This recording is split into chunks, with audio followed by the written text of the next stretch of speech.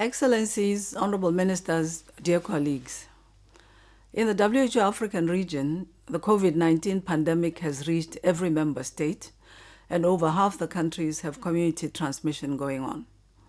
Although case numbers are seemingly low, African countries and people are equally important to WHO for support. Much has been said about the weakness of African health systems, and many African communities are very vulnerable because of socioeconomic determinants. With food insecurity and exacerbated economic distress, governments are having to balance lives and livelihoods in this response.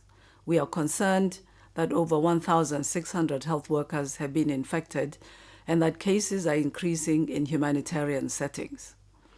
Governments are working day and night, and WHO and partners like the Africa CDC are supporting them to save lives. Global solidarity is urgently needed to address shortages of test kits across the region and ensure equitable access.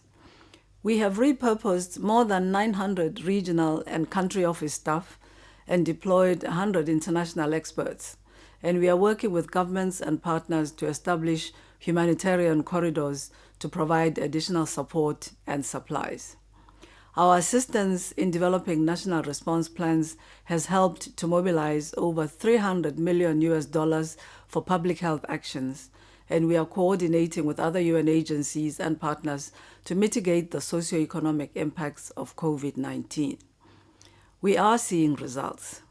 Namibia and the Seychelles have not reported any new cases for over a month. Côte d'Ivoire has reduced the spread of cases to the periphery by building on existing primary healthcare interventions. South Africa and Mauritania have mobilized thousands of community health workers. In the Democratic Republic of the Congo, health educators are sharing information on Ebola and COVID-19. Zambia and Zimbabwe are using real-time polio surveillance to track the spread of cases. As we fight this pandemic, we cannot lose sight of other priorities. The African region is on the verge of certifying the eradication of wild polio virus. This is a major public health milestone in Africa, and lessons and tools from this experience are helping direct the COVID-19 response in countries. Modeling studies by WHO and partners show that deaths from HIV/AIDS and malaria could dramatically increase if essential services are disrupted. Countries are reporting stockouts of vaccines, and immunization campaigns have been postponed.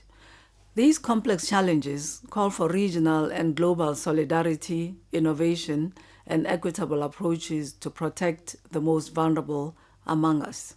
We count on this to succeed in making health a reality for all people in Africa.